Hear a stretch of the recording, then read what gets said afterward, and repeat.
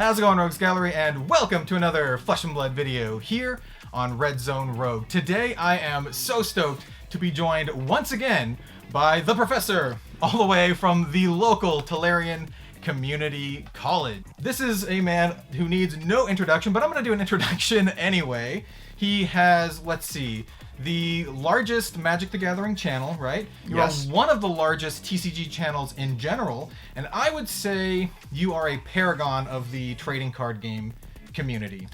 Well, that's incredibly kind. I think there's at least 5, I'm going to guess, Poke-tubers who could crush me under the size of their subscriber and view counts, so I don't know about that. Ignore the Pokemon stuff. Ignore the Pokemon I like stuff. the Pokemon stuff too, but they're going to blow me out of the water. But nonetheless, that's a very warm welcome, and thanks for having me over here at your office. Thank you. Thank you for being here. You are the first person to be here, like, in the flesh and blood, like, actually here in the studio. So I just got why they call the game Flesh and Blood.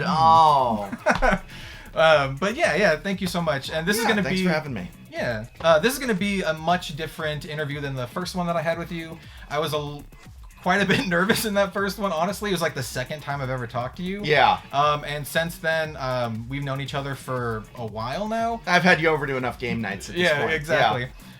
So it's going to be much more casual. The topics are going to be pretty casual. We're just going to talk about Flesh and Blood, maybe some other stuff, but yeah, I'm really, really looking forward to it. Me too. This is going to be fun. Yeah, so let's just kick it off, I guess. So the last time I saw you, this was before you went to any like Flesh and Blood events. This was right before, I think, the Calling in Las Vegas, right? Like this, it was before... You mean the interview? Because last time you saw me was a couple weeks ago. Well, yeah. You meant when we did the interview. I don't even know if the Calling was on the radar back then. That was a while ago now. I think so. That was a while ago. Yeah, I think so. And so let's just kind of like... Well, maybe we can extrapolate this over a couple questions. Sure. But I know you went to the Calling in Las Vegas. Yeah. How did you feel about it? Just kind of in general. I know it's been a while since then, but how do you feel about that and your experiences with the Flesh and Blood community, like in the Flesh and Blood? I think that it really solidified for me that Flesh and Blood, as not just a game, but a community, had arrived and established itself. I mentioned in one of my recap videos about the Calling that the moment that I knew that this was all real and really happening and really here with like roots to stay was the first night before the event when I went into the hotel room and people were all over the lobby playing, but they weren't playing any old game, they were playing Flesh and Blood. And I had concerns, like, there's a lot of people who play Flesh and Blood have come to it from other games like Magic the Gathering. Certainly my, promoting it to my largely Magic the Gathering audience might have meant that some people came out just to socialize. We'd been in a long pandemic and people were looking forward to it. And I wouldn't have been surprised prior to that to see, there's maybe a Commander pod over there, right? Like, these folks are showing off Flesh and Blood and Magic cards or Pokemon or something like that, and not one game other than Flesh and Blood was being played, and they were prepping, they were having fun, and that's where I was like, wow, this is the real deal. And that, to me, everything else now is a new type of uphill, but I think that we hit the first step on that giant uphill battle that all TCGs have to do, and that really impressed me more than anything. One of the things that a lot of my friends who are cosplayers were at that event, and they all remarked that the crowd was some of the kindest and most friendly, and that a lot of times at big conventions, they go to Anime Con, and they go to, obviously, Magic the Gathering things, and that there's always, like, a handful of people that maybe are not so cool that you have to deal with, and they were all like, I haven't had not one person who came up and said, you don't look anything like the character, or actually the character's sword, the hilt is different, or, do you even play? And everybody, they said, was welcoming and just so happy to be there, that it was this euphoria in the air. And now you've been, of course, to more, I haven't made it out to additional events. How has that held up since then, would you say? I'm curious to know. Quite well. It's not the same, though, because that first one was like electric. There was so much hype and like excitement in the air. There was like over 1,000 people, I think, at the event. The other events that I went to throughout the year, I think I went to 2 or 3 more. I did coverage at all of them. Still pretty big. I think maybe Orlando was like 800 people or something like that. Yeah. All the other ones had around like 500. So it was still like very exciting. Still kind of the same atmosphere.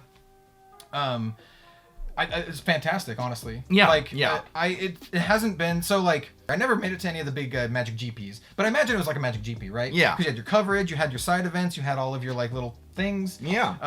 And it was a blast. And I think it's only going uphill from here. We have the Pro Tour coming up. Right. And I know the Pro Tour is not just for pro players because they're going to be doing a calling next to it. So, free entry, or not free entry, but open entry. Right. Open entry. And then there's going to be, they want to get artists down for like an artist booth. Yeah, that'd be cool.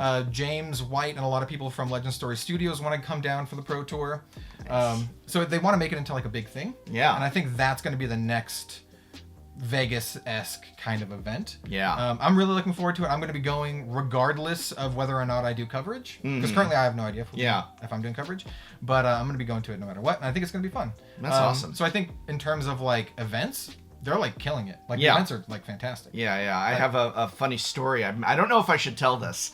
But when I was at the following Las Vegas event, which was Magic the Gathering, Las Vegas. I don't know if I told you this at one of the game nights or something, but I bumped into someone from Wizards of the Coast, and we had 1,000 people at the Flesh and Blood, and we had I think I asked, and I was told the number for Magic the Gathering was 4,000 at the Magic the Gathering Las Vegas. That makes sense. Yeah, and so I said to a gentleman from Wizards of the Coast, who's kind of up there, sort of thing, and I said, "Oh wow, quite a thing, 4,000 people." And then I added. Now I was out here in Flesh and Blood. We had 1,000. That's you got 4 times as many. And he made this comment. I don't want to even like misquote him or something, but he kind of like brushed off. He goes, something market share, small market share, this and that. Like they're making like this big thing. I think he was kind of laughing it off. And I followed up with, I said, well, true, but considering the size of their market share perhaps compared to Magic the Gathering, I said getting 1/4 of the size of people coming out demonstrates like real devotion and commitment and enthusiasm and excitement. I said that's got to at least feel a little like they're nipping at your toes. And he literally walked away from me. And not in a rude way, but he literally was like, it was like, if you've ever watched Deep Space Nine, it was an Odo Harumph style. He was like, ha! And I swear it was like that. And it wasn't like ang, but it was just like, ha! And walked off. And I was just like, oh, interesting. I wonder if that there's a lot of talk about how is Flesh and Blood such a small, new, growing company, just handing WotC its own backside in terms of just like they're not, I mean, like SCG cons now have Flesh and Blood, but the only the coverage is Flesh and Blood, and people are just like, isn't Wizards of the Coast making just billions on this, and they don't have what must be chump change to cough up for coverage. So yeah, I stuff like that. I always love rooting for the unexpected, the underdog. It's like the cult classic. It's the cult TV show that it maybe isn't getting the ratings of America's Got Talent, but is putting up this devoted community that's going to see it through and do letter writing campaigns and show up to every con and make sure that goes on for 50 years or what have you. So I love all that aspect of Flesh and Blood too, because I really am about like that kind of community-driven, grassroots-driven sort of thing. And I mean, Flesh and Blood, and if I'm sure you've talked on your channel a little bit about, you interviewed him, James White's story and stuff. I mean, this is an outsider coming in and the establishment trying to block him in many ways and definitely still kind of poo-pooing him. It's interesting to me. So I recently did some Digimon videos. And Digimon comes from not Konami, Bandai. Bandai. And it's a fun game. You should, check it out if you haven't and you like TCGs and stuff. But I didn't hear a peep out of anybody when I did Digimon content. And when I did do Flesh and Blood content, I get an earful of just like, oh, this is a fake game. No one plays it. It's a pyramid scheme. Oh, you're trying to this, that, and the other. And it's like, how come Flesh and Blood has that reaction, but Digimon didn't? And it's because Digimon's being done insider. It's being done by a giant company that's been around, that's done this thing, establishment. And the idea that someone from outside the establishment is skirting, the kind of barriers that are put up to kind of keep the average person from just making their own TCG and getting it in stores. And he did that, and I think that's really admirable, and I think that the community is admirable as well, and that's the sort of thing that gets me real excited about Flesh and Blood. Yeah. That, and it's a fun game to play. Yeah. Well, yeah. Well, yeah, it's also fun to play, but I do love the story of that. There's this story behind it. While you're talking, I was trying to come up with a good analogy. You mentioned TV shows, and I'm like, what's a good one for Flesh and Blood? Yeah. And I don't think this fits entirely, but if Magic is like Friends, then Flesh and Blood is like Twin Peaks or something like that. Sure, that's a good one. Or I'd say Flesh and Blood is like Mystery Science Theater 3000. Oh, that's a good one. They weren't even in Hollywood. They were in Minnesota. Yeah. And it was just like, and it was so weird and different, but the fans were so devoted, Yeah. and carrying it through, and here they still are today. And I also don't think, like the comment that was made about market shares, I don't think that's everything. I don't think that's I don't know. I've spoken to him once or twice, but I don't personally know that James White, maybe he is sitting down with like a giant graph of like the market share, and it's like, we need to, chomping a cigar, and like I don't know that that's necessarily his dream. I think stuff like coverage being there is part of his dream. 100%, yeah. And that's why it's there. So I think those are goals that are much more conducive to the type of community I love, and it is a great game. It's a lot of fun. I mean, I can tell you on like the personal side, at least for the coverage, James, and I know this is true for at least Diamormata and Tannen as well. Yeah. He sent us personal messages after every single coverage that we did. Yeah. And he was just like, "Thank you so much for the excellent coverage. Thank you for what you're doing." It was just a really nice message that like. It wasn't cynical or anything at all. It was just like, thank you for doing this thing for, you know. And that's the kind of vibe that I just get from him in general. There's a recent interview, a friend of the channel, Flake, did an interview with James White on the Instant Speed podcast, and James told a story about how it was like a holiday in New Zealand and everyone was outside like partying in the streets and stuff, and James was up in his like studio apartment just working on a character for the game. That's the kind of vibe I get, Yeah. James just kind of like, everyone's having fun. He's like, no, this is a thing that I love, and I'm gonna do my thing. Yeah, absolutely. That's and kind of I think that's a really cool aspect of the game as well. And it's definitely a story I hope more people start to hear, because it adds a little bit of the heart behind the game. I mean, again, just joking about stuff like the name of the game and the desire for this to be about people and community and in-person play.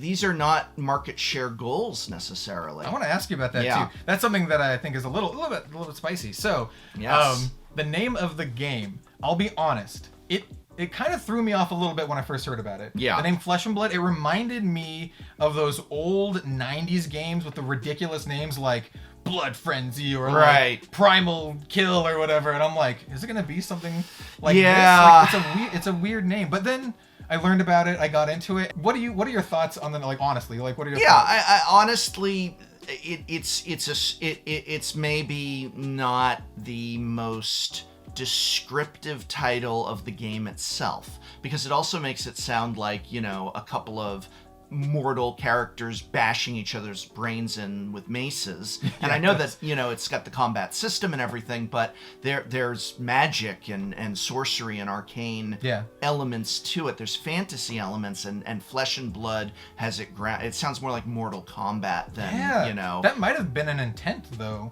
Maybe. I don't know about that.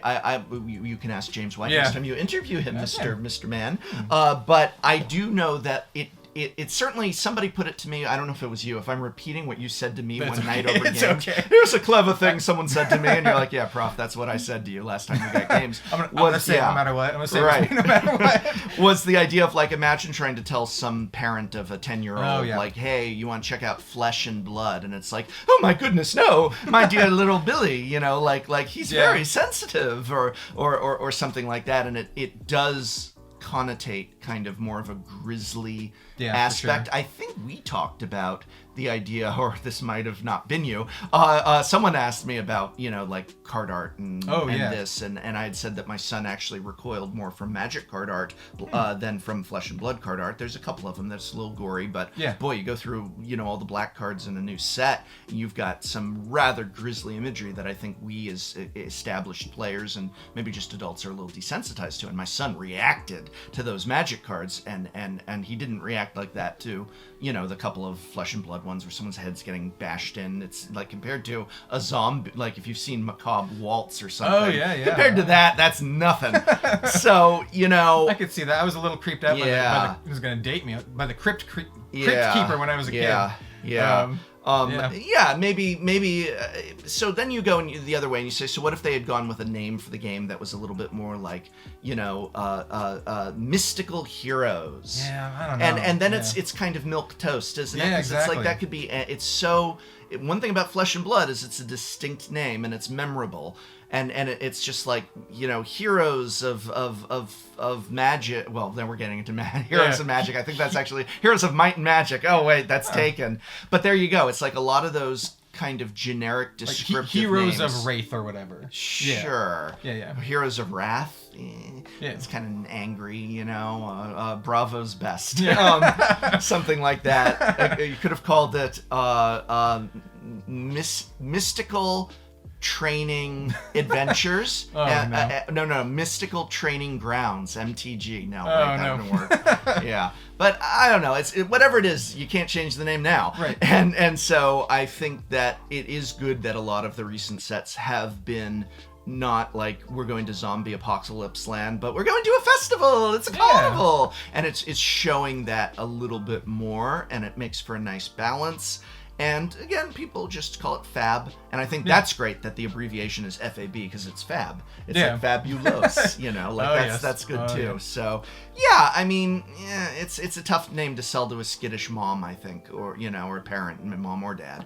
But ultimately, it's what's the content of the game, and I don't think that the game is particularly grisly, gruesome, or bloody in that way. There's a couple, like some brute cards, some ranger cards, but I honestly, I will try to remember to ask James about this. It feels like a function rather than a bug, right? Right. Because like after talking with James, he's very in tune with like 90s pop culture and that kind of stuff, and I would not be surprised at all if they modeled it kind of like that. You know how Mortal Kombat got popular because of that, right? Right.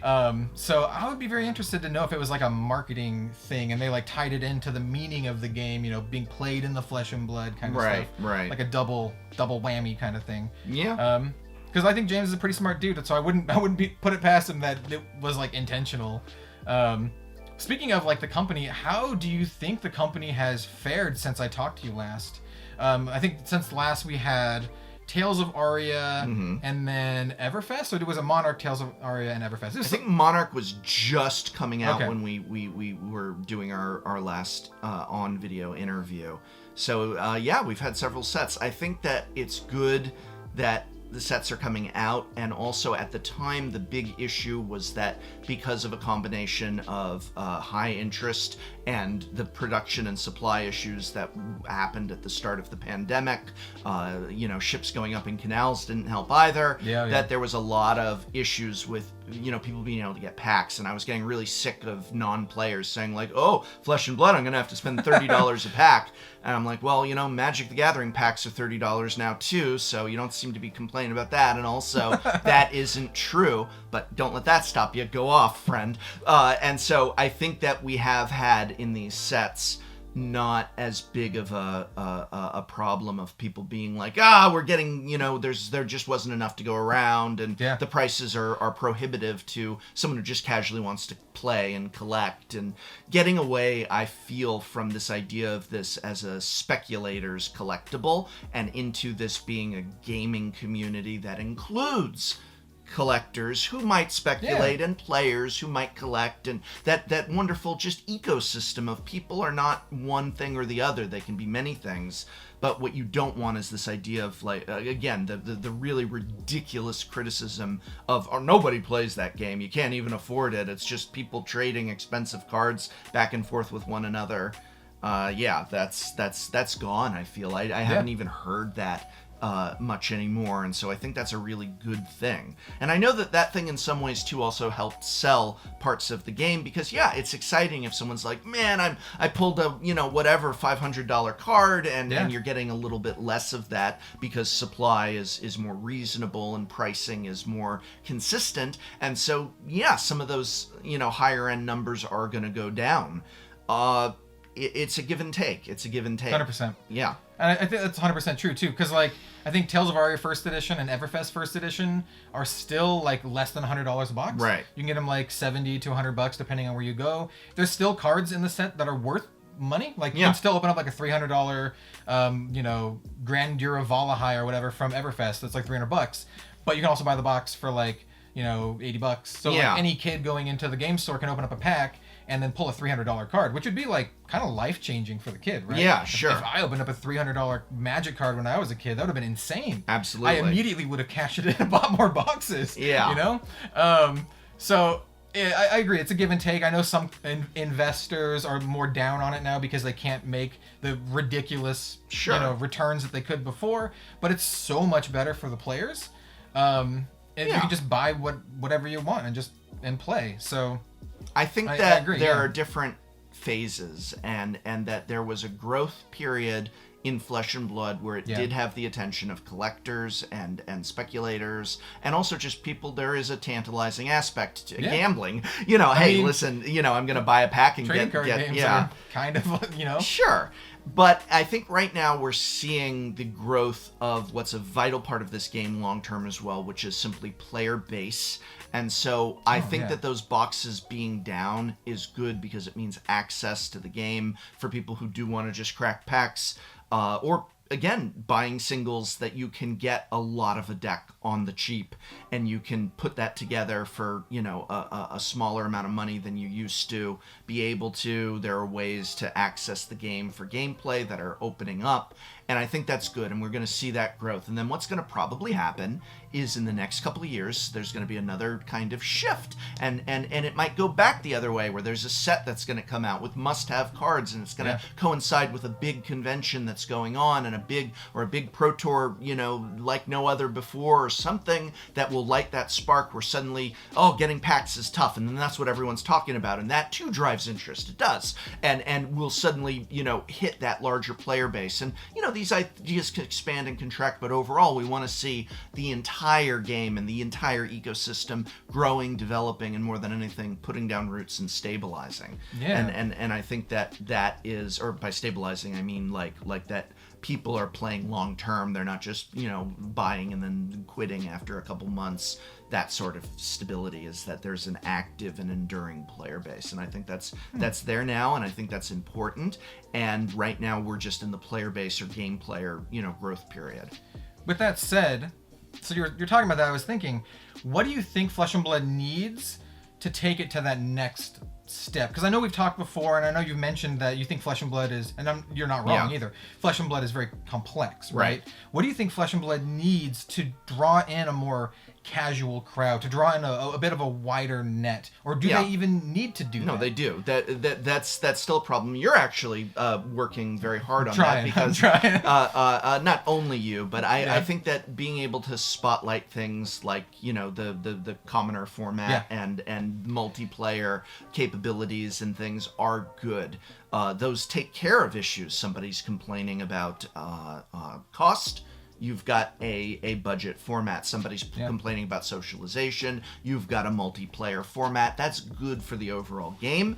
It's also where you might get other pieces that are in demand for those formats, and then they might go up in value outside of the more traditional formats. And so that's really good. You've got to grow the idea of casual play, fun play. That really needs to happen. And so having content creators promote and popularize formats, I think those two are just perfect to be added to the game.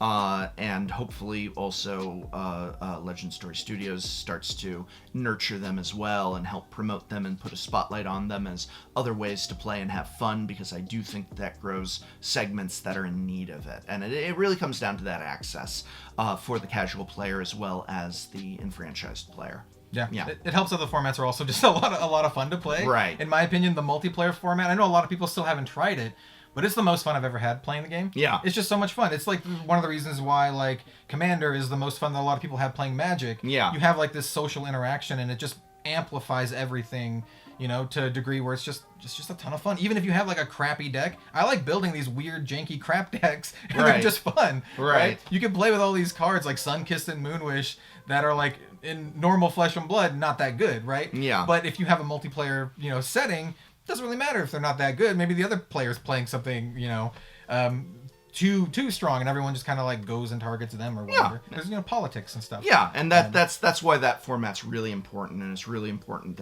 that it get a spotlight and get, you know, like shown off in whatever way it can. Yeah. Have you seen the new product, the Classic Battles dual deck thing that they're doing? I have not. So they're going to be doing a new product called Classic Battles. Mm-hmm. It's kind of like the old Magic the Gathering dual decks. Right. So it comes with two I decks. like those, yeah. This one is going to be Greiner and Dorinthia. Mm-hmm. So it's going to be the female warrior and the big orc-looking guy. Mm-hmm. And that's a product that I'm pretty excited for. Yeah, It's that's not, a really good it's idea. not out yet. Yeah. But yeah, I think that kind of product can lead into the more casual side of things. I do know the intent of the product isn't to draw in brand new players.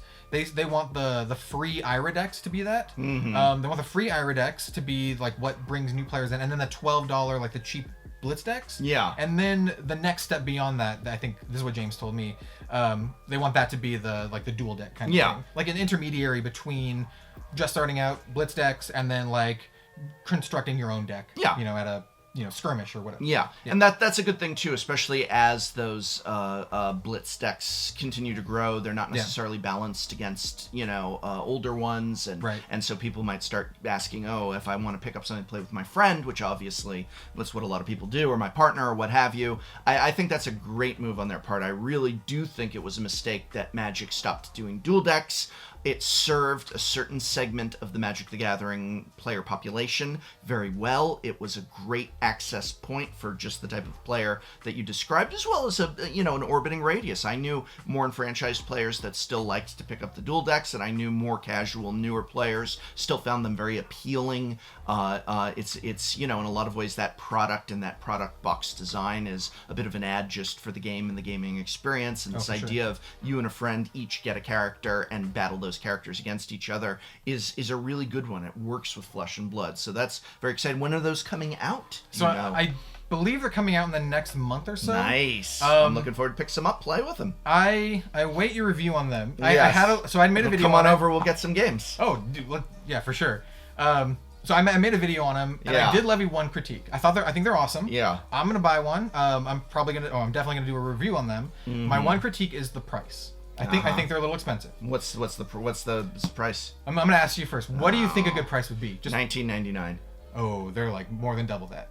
More than double that. Yeah. Oh no. They're $49.99. They're. Ooh. Yeah, but okay. Let me tell you what they are. They are the two decks. Yeah. Right.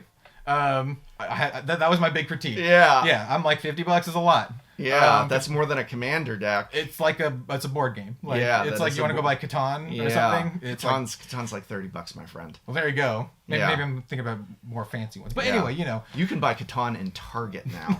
You can, yeah. Maybe Catan in like expansion or something. Yeah. So it comes with the two decks.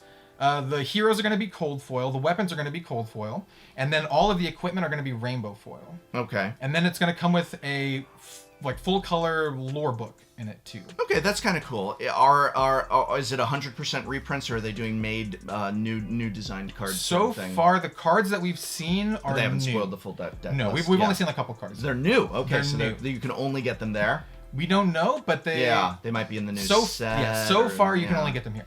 All right. I suspect they're gonna put some valuable reprints in there. Yeah. At least I hope so, to help justify the price. Yeah, that's a lot. That's very prohibitive. So one of the things that commenters have said in regards to that are the, you get the cold foils in it. Maybe you can split it with someone and each go in at 25. These are things that people have told me, but it's just something that I'm not gonna say my final opinion until I actually have the product and see it. Just saying cards are cold foil doesn't automatically make them valuable. No. Especially if they're mass printed in a dual deck type thing. Right. If stores are going to have a lot of these, and I think stores should have these plentifully if they are meant to be like this intermediary product. Yeah. I think the fact that they're not meant to be the starting product is good. Right, it's not meant to be the first thing. Meant to, though, and perception is another thing. True. And depending on the packaging and how it's presented, it's going to, it looks really nice. Yeah. And if it looks really nice, people are going to want it. And if people want it, and it's more than they want to pay, you can have some bad feels about that. Yeah. We'll see. And we'll see if it even stays at that price. That's the MSRP. Right. And I'm not sure what the map pricing is, which is the minimum advertised price that Flesh and Blood does. So maybe the map price is $30 or something, and stores will do that. We have no idea, so we'll have to wait and see. I think putting the cold foils in is really smart. Sure. Because even if they're not worth a lot, you still get the cool cards, and you're like, these look awesome. Maybe I want to buy more Flesh and Blood cards to get more cool-looking cards. I think the lore book is another 100%. good thing because, again, that's one of those areas. I see people in my mentions all the time saying, where can I learn more about the lore? Yeah. Interested to know about these characters. And so that's a good thing to build as well, especially for a game like Flesh and Blood, which is so hero-driven or character-driven. Yeah. Your deck is a character's deck. You want to identify with those characters, knowing their story, knowing their backstory, knowing what they're up to. This is the sort of thing where people will start, collecting cards for the sake of collecting them, building decks for the sake of loving a character. These are all really good things in game growth and development. Yeah. Yeah. Well, I await your official review on the product. I'm looking forward to checking it out and jamming some games with you, if nothing else. I would love to. It'd be fun. Test it out and see how good they are. Yeah. Yeah, so let me think a little bit about what other topics we can talk about here. I do have some community questions that I asked from my Patreon. There's some really good questions on there too, that I think will be definitely worth going over.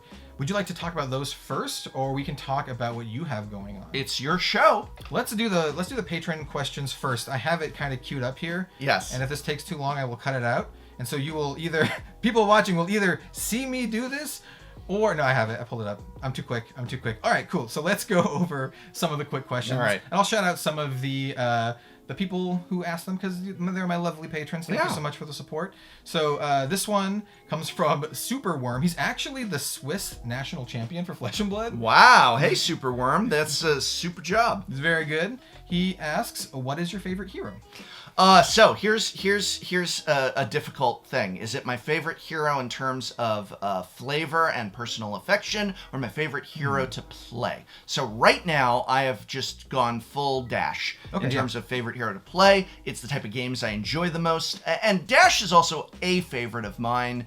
I really do also like Prism, but I don't really like playing her deck that much. I'm gonna say that I really dig her lore. I really dig her design and all of that, and the presentation. But honestly, the decks are not my personal favorite to play as they currently stand with her. And so, I'm gonna say all in on Mechanologist right now. All in on Dash. I do have a soft spot though for Prism, obviously. I do know there's a lot of Mechanologist fans out there too who have their fingers crossed for another set that has Mechanologist fully supported. We just got some cool stuff, Yeah, Netherfest had some cool stuff.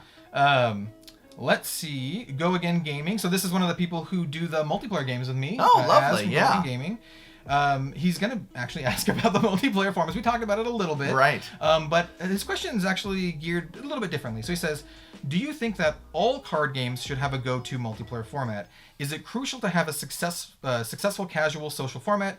If so, why? How could LSS benefit from having a strong casual format? So we talked about a little bit about that. But do you think that all card games should have?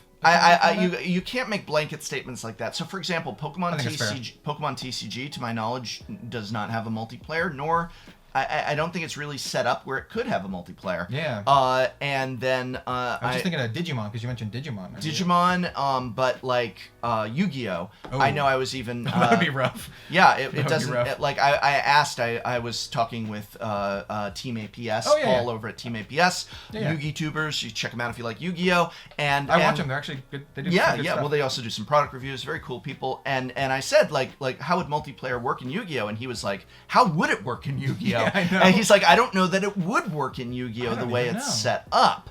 And so, but Yu-Gi-Oh is successful. Yu-Gi-Oh's doing great things. Yu-Gi-Oh just, released its new digital client and all this cool stuff. I heard people love the digital client. Yeah, they did apparently a very good job on it. I don't play Yu-Gi-Oh, but I hear good things. So I'm not going to go and say that they need it, but I will say that if it can be done, it does serve a good purpose for the reasons we discussed. I'm really glad it can be done in Flesh and Blood. I'm really good that we're getting good results with it. It's something that will be very important, I think, in the life of Flesh and Blood. Maybe in 3 years we'll see a set of multiplayer decks that'd be sweet. coming out, like much akin to Commander. I don't know, but I also don't think you need to copy others like that. I hope not too much. No, I hope not too much, because I think this is a whole other thing. But I don't know how you feel about this, but I think Magic might do it a little too much and lean too much into designing cards for the multiplayer. I also don't think like anybody who's like, we're going to be the next iPhone killer by releasing a phone that looks like an iPhone but is slightly worse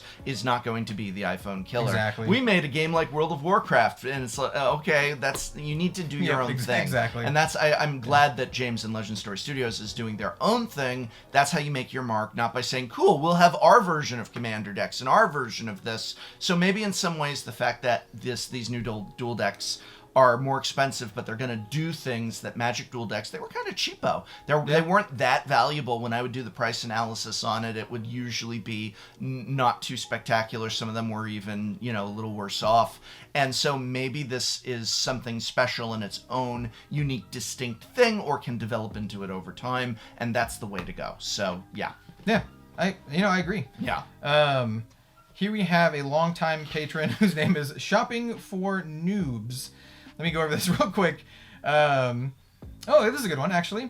Taking into account how far Flesh and Blood has come along, how does it compare to your initial thoughts on the game when you first heard about it, in terms of whether you thought it would even come this far, speculation on how it would be received by the community, and that kind of stuff? Well, and I think we covered this a little bit too. To me, the Calling Vegas was the big turning point, where that was in my mind, that was the make or break. And if I got there and it was 200 people playing Commander in the corner, I would have been like, there's no legs on this game.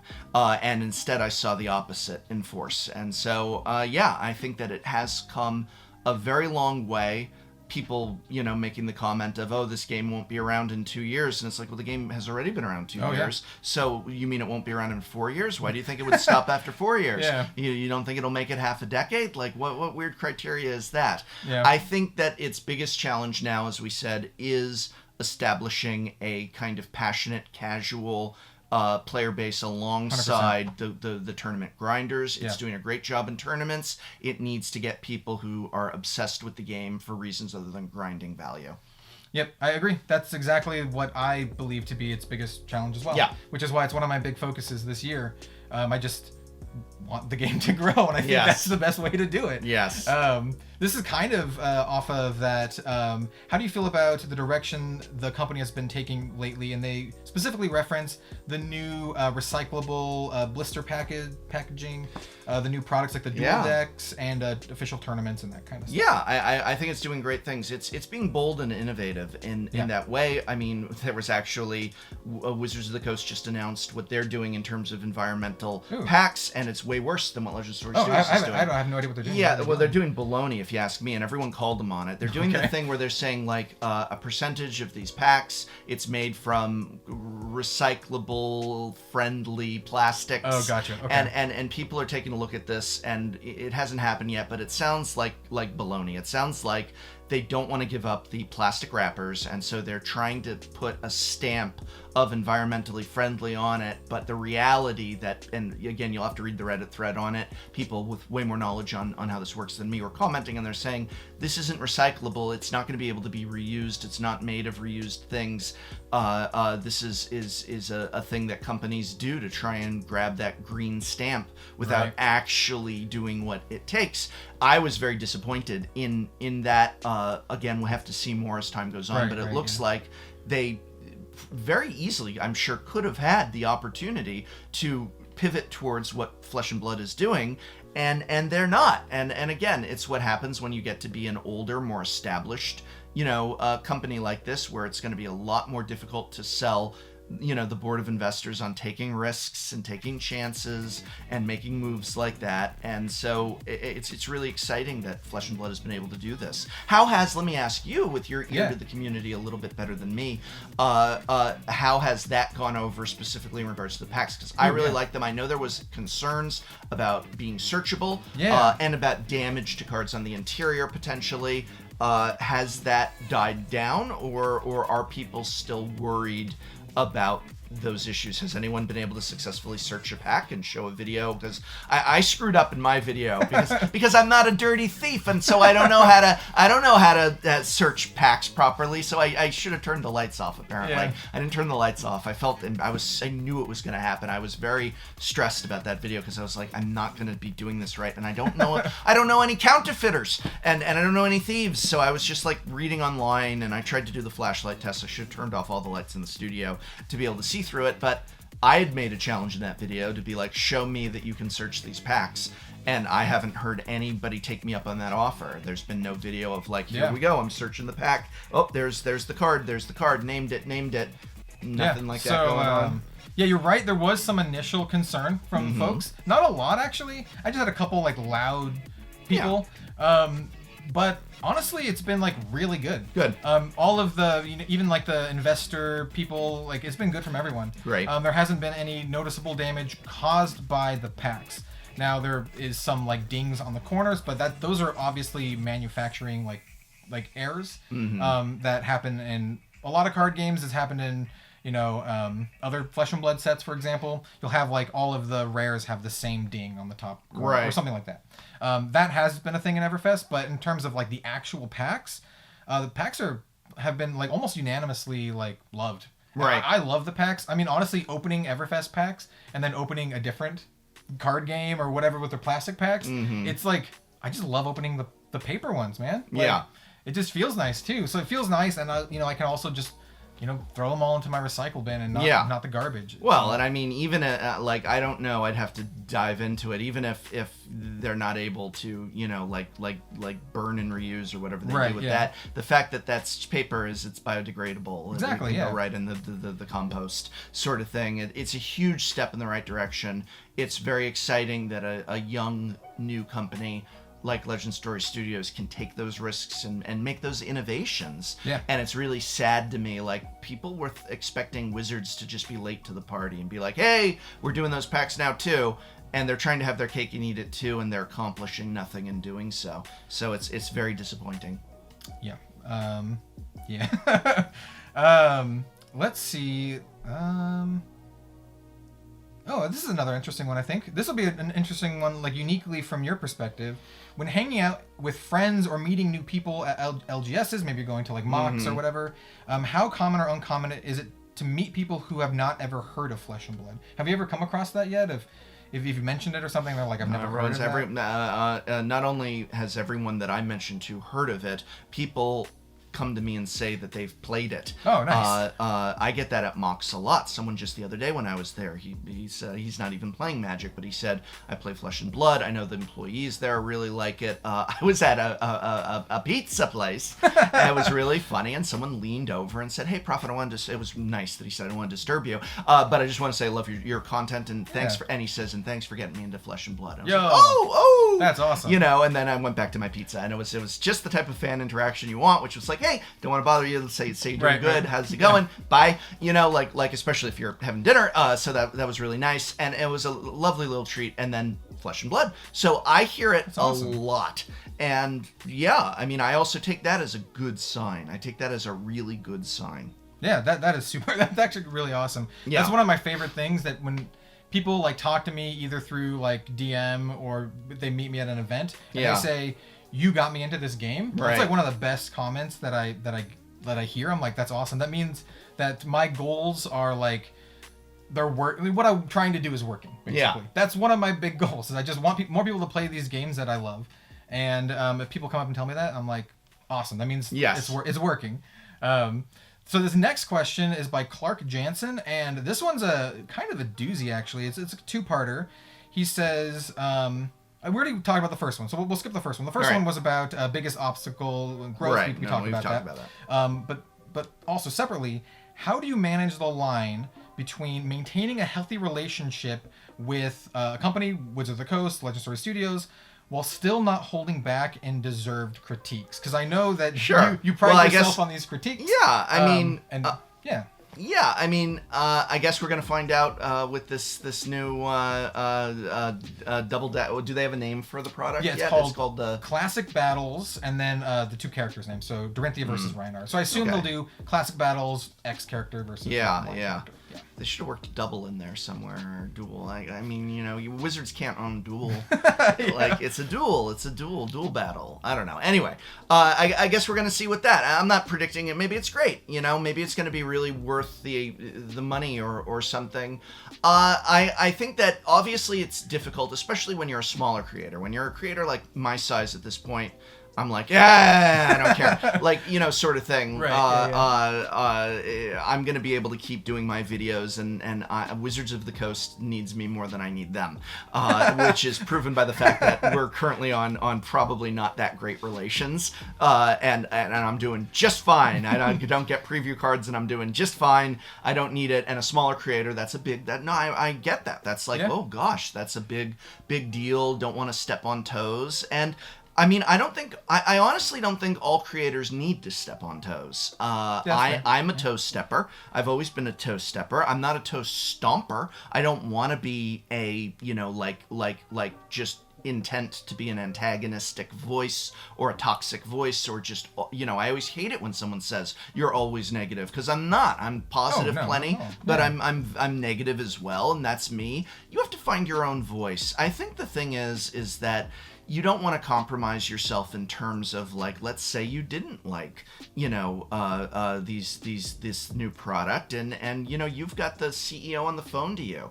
You know, being honest about that versus being afraid that maybe he'll stop calling you as frequently, you know, it's a tough decision to make, and you need to make the decision that's right for your channel in that regard. And I think that it's evident too, because people know when you're BSing. Oh, for sure. Like 100%. You know, and there's plenty of creators who, and I don't think there's anything wrong with a creator being like, I don't want to say critical things. I want to have a fun environment, and I also am going to make my money through the companies working with me in paid placements and things like that, and we're upfront about it. But you know, you're not going to necessarily take their evaluation when they're like, you guys, this is this cool new thing, and it's like, okay, cool. Yeah. It's like the difference between being like an enthusiast channel rather than, and like there's nothing wrong with being an channel enthusiast channel. I really want to be clear about that too, because there is a need for criticism, and there is a need for 100%. Critics such as myself, but there's nothing wrong with, like, guys, can we just have a good time? There's nothing wrong with just being like, hey, listen, we're going to talk about Magic the Gathering, and I don't want to talk about the negative stuff. I might feel it in my heart, but I want to make sure that all these videos are just about having fun. And even if you're not, there's people who aren't sponsored by Wizards of the Coast who make that sort of video. And I think that's cool. I think there's room for everybody at the table. I always have. Just make sure that there's room for me as well. For the people who are wanting to be more critical voices, that can definitely be difficult when, you know, either exposure and access more so than exposure, is on the line, or, you know, potential collaborations that might be paid, given that we all know that it can be very tough without those sort of things. Again, you just have to, you know, try and be honest with your audience, be honest with yourself, be honest with the people you're working with, and don't go against what your voice should be. It can be tough, I suppose. I've always had an I don't care attitude, and it's cost me some things. I think I've got a bit of a reputation. I heard somebody mumble something about like I'm kind of known as not the easiest to work with in that space, because I'm just very quick to be like, yeah, you know, and I'm stubborn, and I just want to say what I want to say and how I want to say it. I think that also has a very positive flip side too. Sure. Whereas if you really love something and you believe in it, you're gonna say that too. Yeah, be passionate and jumping up and down and everything, but it definitely makes it hard to be like, hey, maybe like we want you to show off the new set, and you not, and I'm like, this is what I do. And they're like, well, what if you did this? And I go, no, I don't do that. And it's not even about negative versus positive, but it's just like, no, I don't do that. And this is what I do. And leave me, I got a video to make. So I'm a bit of a grump and cantankerous fellow just in that area. Be true to yourself. You got to look at yourself in the mirror in the morning. Be true. And as long as you're being true and open and honest, that'll carry you through, is my opinion. I agree. I mean, I really do agree. For this channel, at least, I prefer to talk about what I like rather than what I don't like. But like that dual deck preview video thing that I did, if there's something that I don't like, I'm gonna say it too, right? I'm not gonna lie. That's where it comes from me. You're not gonna do a thumbnw though, where if you don't like it, where you say, is this the end of Flesh and Blood? And you're on the thumbnail like, this and my video stuff, was called the good, the bad, and something. I remember what it was, because I wanted to hit all the points, and it's all at least for me, it comes from a place of love, because I love the game and I want the game to grow, and if I think the price point is going to be detrimental to that, I'm going to say it. I've always viewed your channel as more of you're a curator, and that means I used to be very much into wine tastings, and with a wine tasting, sometimes the person pouring the wine would say, now this one, I don't know, maybe you tell me what you think of it. Little too young yet, and they've got some reservations and stuff, and they're curating this experience, and especially since you also are not just a Flesh and Blood channel, and you will talk about other TCGs that are new or that you're revisiting and that you like. I really view you as you're walking us through the gallery, and when doing so, they will say, now this is not one of such and such as Picasso's more popular pieces. A lot of people felt that this did this and that and stuff, but you're not necessarily an art critic. You're giving us a tour and a curated guide, and I think that's a really cool thing to have. I just think more voices, whether wherever on that spectrum that you fall, is good for everybody, because people as an audience can choose what they want to experience. And just in general, I'd like to be more positive than negative. Sure. There's a lot of negativity out there. I mean, is. I'd like to just be on the more positive side of things. Even if I do have critiques, I'd rather be, like I said, share what I like rather than what I don't like. Because there's plenty of things that I don't like. Right. I'd rather share what I like. Yeah, so, absolutely. Yeah, I really appreciate your perspective on that for sure. So, I know you brought something with you today. People might have seen it. I don't know how the camera is. Let's talk about this thing. Can I see it? Yes. Now I'm going to give you a warning. This was the one that was used in filming on the command zone, and there's a scratch on there because they put freaking cinder blocks on it. From the chainsaw. Yeah, that was from the chainsaw. I did see the video, yes. No, they piled at one point cinder blocks that they had cracked onto it. And so, I remember. You did the hammer thing and then the cinder blocks. Does not pass the cinder block scratch test in that there's a little scuff on there. So we can hold this end towards the camera. It feels pretty nice. Look at this.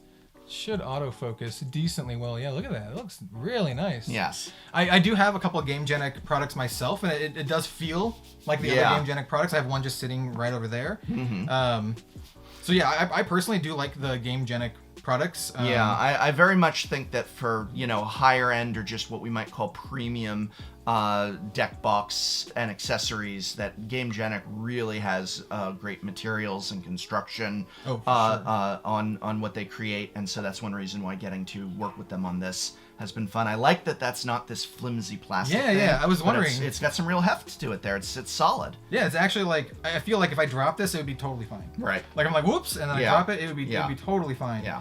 That's really cool. So you can divide it out, but you can also put it on this side. Put it on that side. And now, if you want, you can place most deck boxes in there. You could also, one thing I failed to say is that this will now hold top loaders all the way down, and so the entirety of the main compartment can be filled with top loaders, which I think is of more interest to Flesh and Blood players. So you can load this top loader, and then you can put some decks in here, and then the little side compartments too. If you wanted to. Yeah, so I left one. Me, absent-minded professor. I left one of the trays at my office.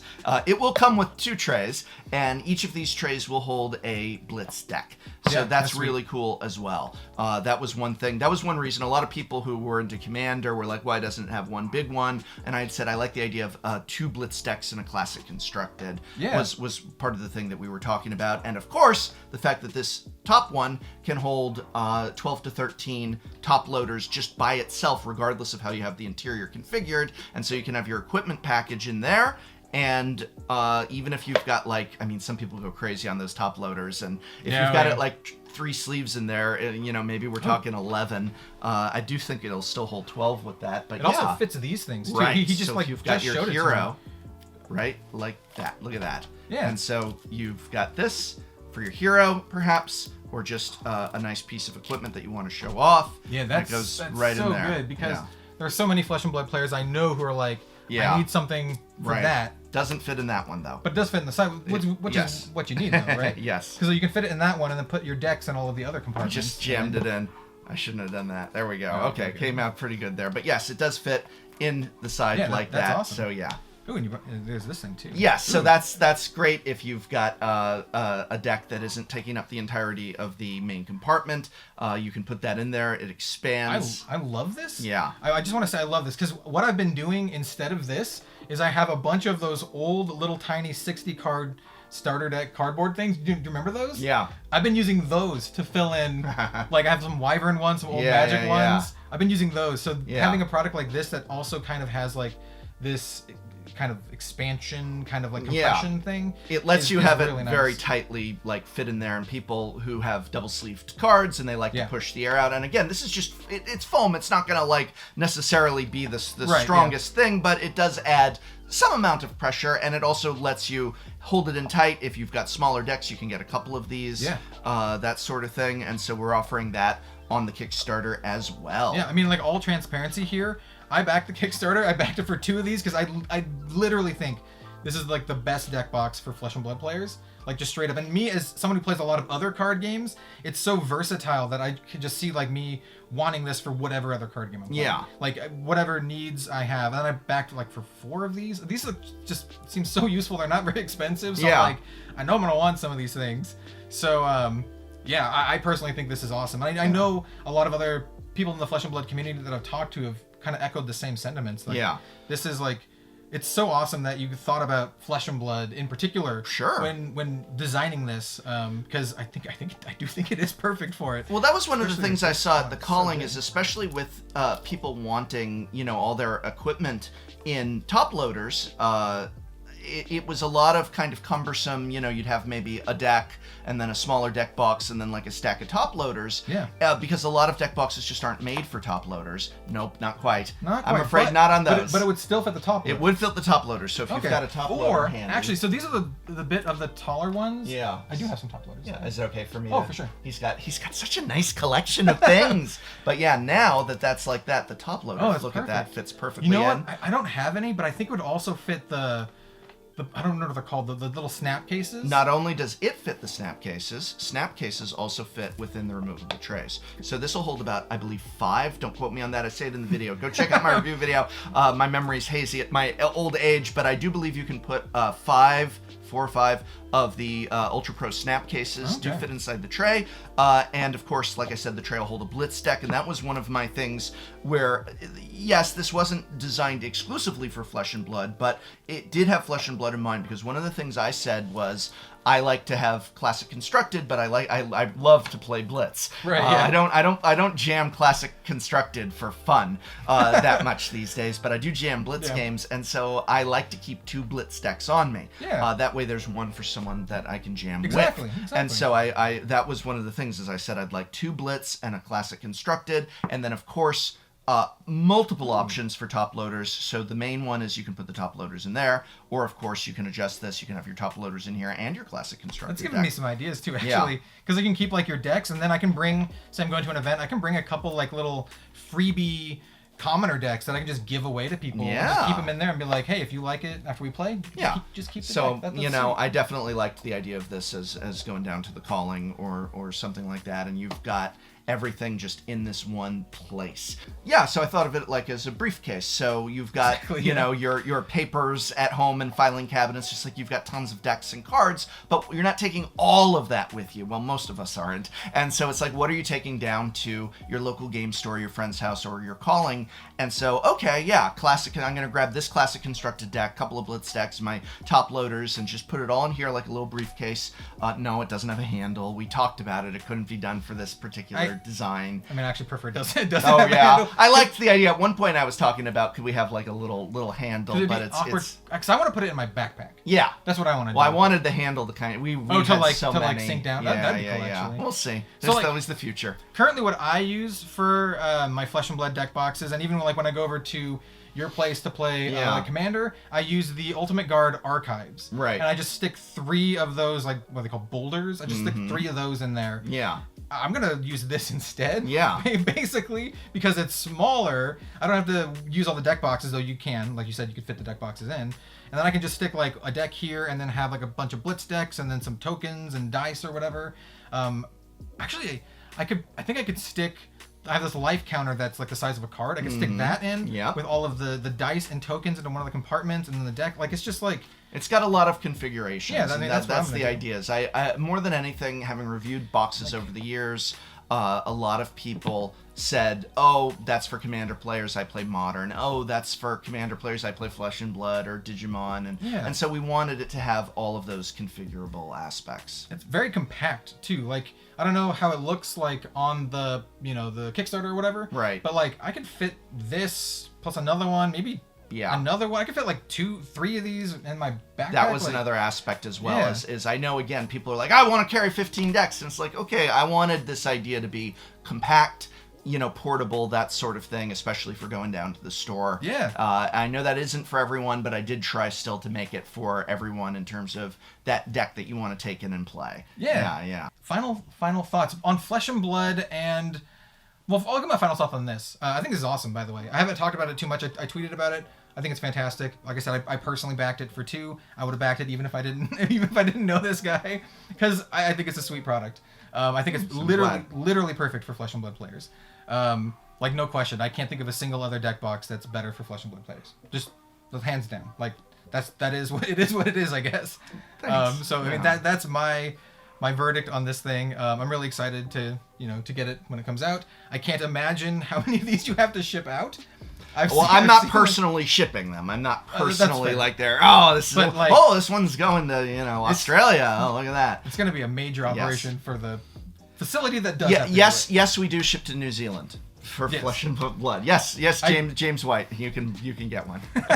I do have a lot of viewers from New Zealand and Australia. Yes. Which is notoriously unfortunately, expensive to ship to. but that's come on, New Zealand, Australia. That's not like I didn't just do that. That is the difficulty of you living in where you live. I'm sorry, we tried minimum $30 to $40 shipping no matter what. I don't even know. Like, even when I ship like some cards, it's a lot. But you get to live in such a beautiful place, awesome place. Have you been to Australia or New Zealand? No, but I really want to go. I would love to. I would absolutely love to. I now have a lot of friends who live there. Yeah. Especially in New Zealand, and so when the chance arrives, I would love to go. Yes, me too. Me too.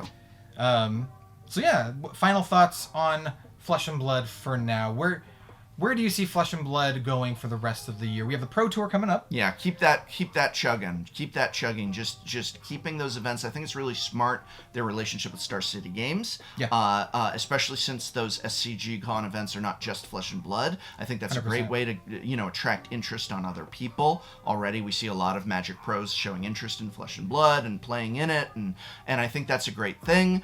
So I think right now, just keep that going. Keep trying to get in new players. Keep trying to get in casual players. That's really vital at this point. Yeah, I agree. I mean, I think SCG is great, even though I technically work for Channel Fireball a little bit. That's right. Oh, I'm sorry. No. I actually really love that. This video is sponsored by Channel Fireball. No. SCG Con is really awesome. I just cost you your sponsorship. You're welcome. No. It's all good. Yeah. Well, thank you so much for having me on. Thank you so much for driving all the way here from the Tolarian Oh, Community College. it was 15 minutes. It was 15 whole minutes. Oh, on an empty freeway with beautiful Oregonian vistas around me as I buzz down. He lives in the scenic area. I do, yeah. We won't say what that is, but it's. I'm not in scenic. I'm a little flat where I am, so you can't really see, like, you have to get up on the bridges and stuff to see the mountains. But he's more scenic. It's lovely. It's lovely. So yes, it's a lovely 15 whole minute drive. Yes. Well, thank you again for coming on. We'll have to have you back at some point. Absolutely not. Absolutely not. No, I'm just kidding. Never. Of course. Of course. All right. So thank you so much for watching, everyone. And we'll see you next time.